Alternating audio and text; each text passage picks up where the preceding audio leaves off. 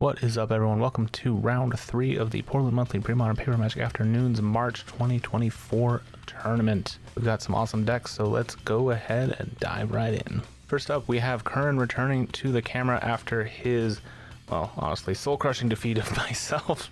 If you didn't check that out, make sure to see last week's video. But this is a stock Andrea Mengucci elf list, aka a peaceful elves, because it does not run Anger or any of the fetch lands or one of Mountain. Anger is usually in this type of list as a way to generate tons of mana at instant speed as long as it's in the graveyard, which is very easy to do with Survival of the Fittest. This list is also unique in that it runs 2 Masticore and 3 Deranged Hermits as finishers, especially the Hermits as a way to power out an army of squirrel tokens to overwhelm your opponents. Overall, a very solid, very consistent list. So without further ado, let's see who he's playing against. Well, speaking of Survival of the Fittest decks and Anger, we have Alec making his triumphant return to the camera after winning last month's Premodern tournament with a, I assume, pretty much the same build of his red-green Survival. This list is super sweet. It is a very much toolbox deck, even more so than the elf deck, which does have a lot of toolbox creatures but focuses more on winning through Deranged Hermits and tons of mana. This one is all about just general value and 2-for-1s with your awesome creatures. It does have some of the same pieces as the other one, like Masticore and Deranged Hermit, but it has so many more choices in survival targets, including lots of madness creatures like Basking Rootwalla and Arrogant Worm. Some of you may notice too that there are proxies in this list, and not all of the art is Old Border, both of which are totally fine within the Portland Premodern tournament rules. As long as you can't tell what the card is when you're shuffling or drawing it, we do not care. Also, some people may have a favorite art that is not in a Premodern border. That is also totally fine. Anyways, just want to say that to get it out of the way, because you're going to notice that there's going to be a lot of proxies in this match. So without further ado, let's get into the games. Okay, we have Curran on the left and Alec on the right. Now, these are both survival decks, so I think it is going to come down to who gets survival out first. Oh, and also important to mention, even though Curran's deck photo was legitimate cards, he does have a mostly proxied out list for the actual day of tournament. Again, totally fine and well within the rules of our Premodern tournament, but I just want to get that out of the way. I know people have commented on it before.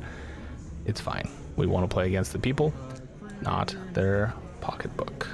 All right, we're having a major turn here for Curran. Turn 2 gets a Cradle down, gets a Symbiote, and gets a Curian Ranger. And it looks like it's still not done. Alec just reading some of these cards. Ooh, a Priest of Titania as well. Very cool. All right, we're gonna activate Curian Ranger, untap the Land War Elves, send the Curian Ranger back to hand, and play out a Tangle Wire. Nasty. Ooh, and we got a bolt here. Yep, hitting or trying to hit the Priest of Titania, but Wirewood Symbiote does have a once per turn clause, so because Alec had to wait till his turn, does get to bounce it back to hand. Ooh, we got a Wasteland for the Cradle though, at least setting Curran back a little bit mana wise. I don't know if the Priest was maybe the best target there. I guess it makes sense in a Tangle Wire setup. Alright, just tapping down both things. Alec does have his own mana dorks though, and will be able to get out of that wire faster than most decks. Alright, just tapping down 2 things. Plays out another Forest. So he has a Squee and a Priest in hand. I didn't see what the third card was. Oh, is it a Masticore? Might be a Masticore, which would be very good against the board state that Alec is presenting. And we're just gonna attack with the Land War Elves and get one in. Okay, Alec looking like he needs his survival. He does have an Anger in hand and a couple of lands. I didn't see any other creatures or action, otherwise he would have probably played him this turn.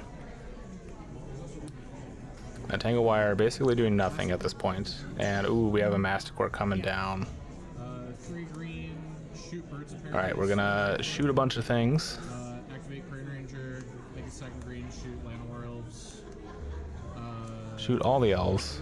Ooh, he does actually have a Bailoff, which probably could have came down that turn. It's a 5 cost, right?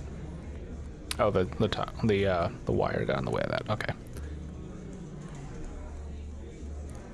Does have another bolt. Could be relevant.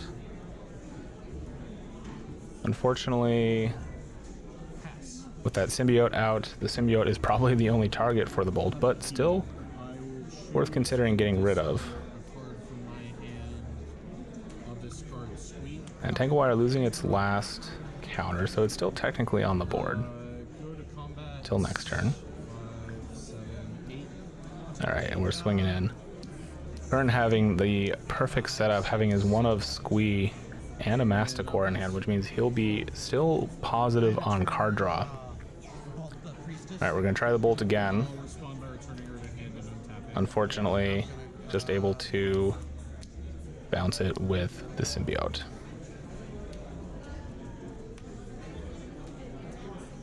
Which honestly might be the correct target for that bolt, in case he draws any future removal, which I think only are bolts. I think he only has 4 bolts. I don't think he has a Naturalize in main. But looking for something here. That Masticore proving to be a real issue. Okay, the Bailoff is for 4, so he could have played it several turns ago. Interesting.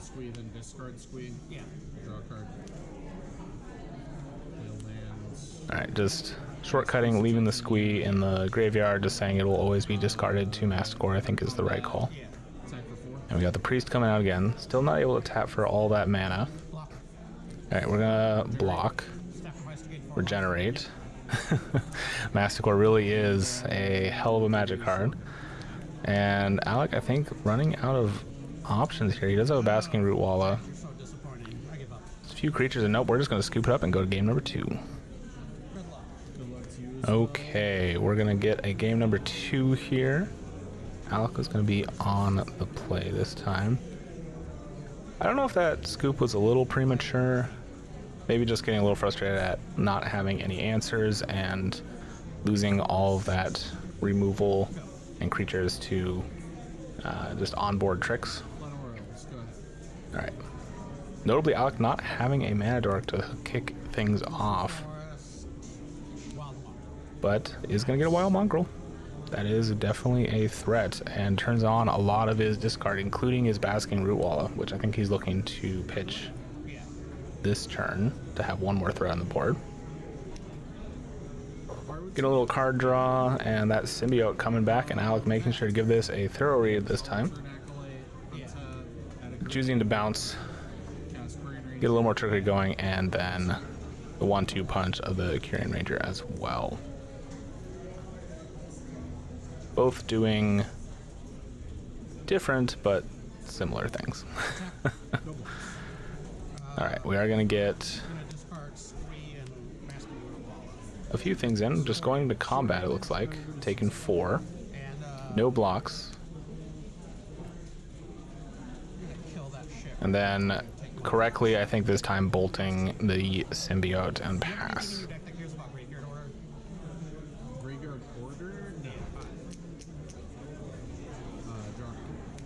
And just his visual shortcut to bring that, I guess, back to his hand at the beginning of turn. Usually I like to use a dice to remember pre-draw effects. Ooh, we got a Cradle coming down. A tap for 4, 5. And here comes a Deranged Hermit. Ooh boy. Alright, we're getting all the insect tokens. I'm getting flashbacks to round number 2. Technically they're squirrel tokens, but you know, he's got the Pokemons. And having the onboard trick as well, just to keep bouncing. Actually, sorry, no, he doesn't have it because the symbiote's dead, sorry. He doesn't have a way to bounce the Hermit yet. But having enough mana for to pay for the echo cost. Or just chump block. That's actually even a better option. Discarding the squee. Still... Oh, didn't swing in with the root wall, surprisingly. Does have a bolt in hand, though. That bolt... I don't know if I would have left that up. Okay, choosing to bolt in opponent's main phase. Or maybe just... Oh, no, in untap.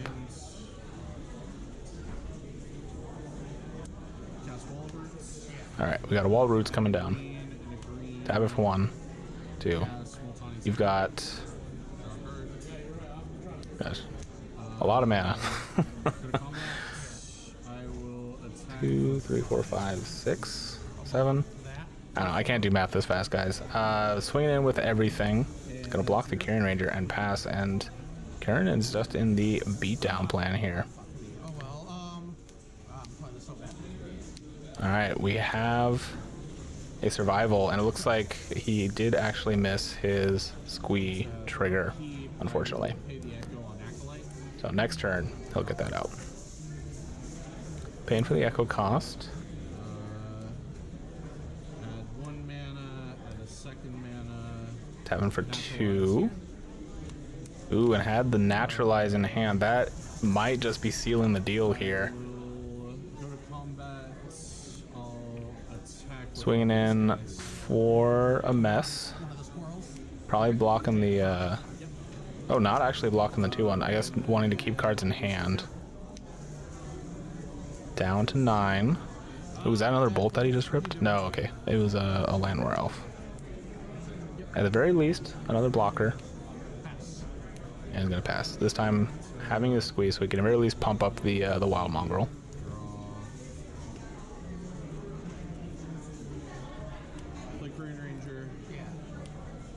Alright, Kieran Ranger coming down. Number 1, number 2. Tap for 4, 5, 6, 7, 8. That was Symbiote. Drew another one. 7 floating. Gonna go to 8 just to get that untappability off of the Symbiote. Playing out the Acolyte. Gets a Priest. Goes to 4. So at the very least now has a way to draw 2 cards a turn. And hoping to draw into something else. Choosing not to swing in here.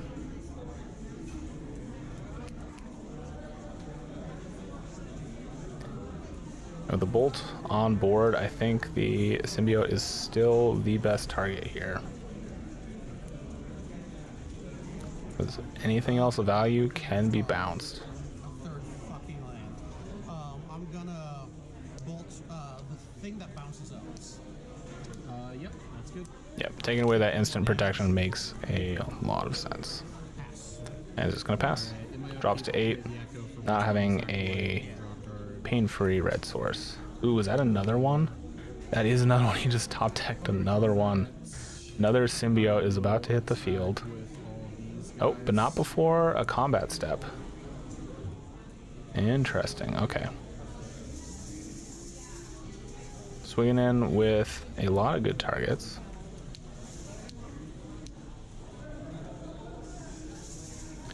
Having only 2 blockers up, can definitely trade with one and properly block with another.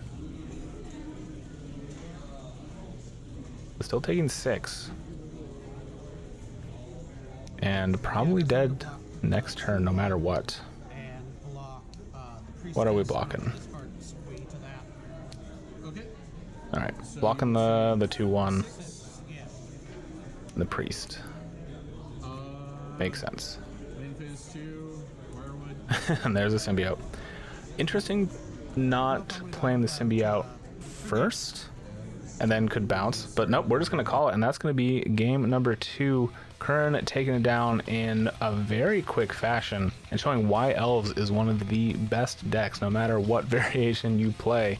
in the pre-modern format. Thank you to everyone for watching. Make sure to like and subscribe if you want to see more videos like this. This is only round 3 of 7 for the March tournament, including a top 4 and some awesome decks that have not yet seen the camera. So make sure you're subscribed so you don't miss those. And if you already have subscribed and liked this video and done everything else possible and you want to do more, there is a Patreon link in the video description. Right now we're just kind of treating it as a tip jar, as a way to help supplement all the work that I'm putting into all this content and all the upgrades. We did just buy a new camera, constantly making upgrades and trying to put out the best pre-modern videos you guys can hopefully find on the internet. So thanks again, and I'll see you next time.